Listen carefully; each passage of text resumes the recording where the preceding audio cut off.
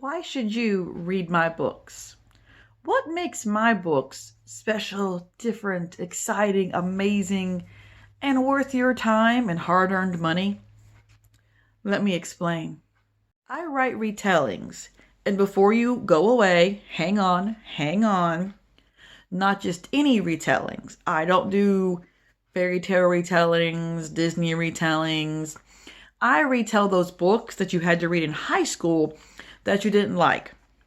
Okay, now you really want to go away. But let me explain some more. I make them better. I promise.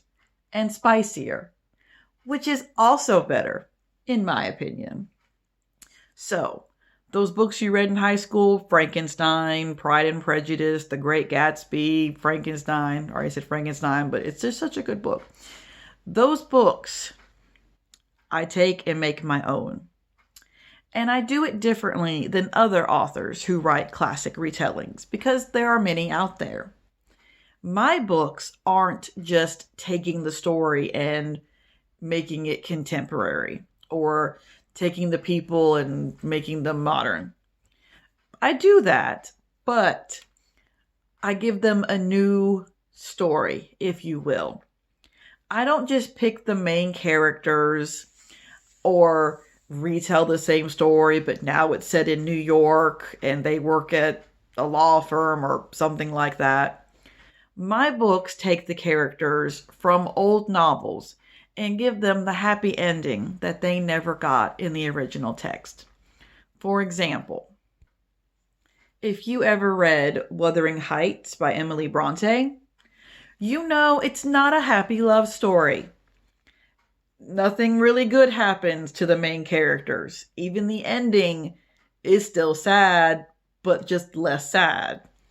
So we have Heathcliff, who's desperately in love with Kathy. And to get back at her for marrying someone else, he decides to get with Kathy's new sister-in-law, Isabella. Isabella genuinely seems to like, or is at least obsessed with Heathcliff. So he's like, cool, let's get married. It does not end well for them. But in my book, Wuthering Hearts, it does. They get their happy ending that they did not get in the original text. And that just makes me feel better as an author. The second novel that I took and redid was Frankenstein, which is not a love story. Not at all. And yet I made a dark romance out of it called Frankenstein's Bride. And so in the novel, again, sad ending for everybody. Spoiler alert, Victor dies, the monster dies. Basically everybody dies. And I took that and made it happy. I mean, there still is some death. It is a dark romance after all. But instead of Victor marrying Elizabeth and then the creature unaliving her, I decided to modernize it and make it regular everyday people. And the monster is now a guy who has been betrayed by Victor. And to get back at him, he decides he wants to unalive Elizabeth, just like in the original book. However, he does not. Instead, he sees her, falls in love with her, and kidnaps her. So they kind of get a happy ending, but also very different from the book. The next one I'm going to do coming out next year, probably February, March, we shall see, is based on Pride and Prejudice. Now, there are lots of Pride and Prejudice retellings. You throw that into Google or Amazon, you get a lot of results. But mine is not about Darcy and Lizzie. I'm so done with them. We're good. My book is going to be about her friend Charlotte and Mr. Collins.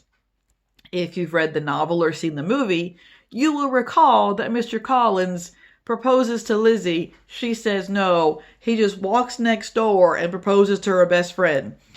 Best friend says yes because best friend has no prospects and is tired of being a burden on her family. It's very kind of sad. So in my novel, we have a marriage of convenience between Charlotte and Mr. Collins. So in that way, my novel is different, not only from the original text, but from other novels that retell the story of Pride and Prejudice. So, too long didn't watch recap. I write retellings of classic novels. I give characters happy endings that didn't get one in the original story. I pull out characters who don't get much screen time, per se, in the novel, and give them a new life, because they deserve that. And that makes me happy. So if that kind of thing makes you happy as well, please check out my books. They are on Amazon, Kindle Unlimited, pretty much anywhere you want to find a book. So, thanks. And as always, happy reading.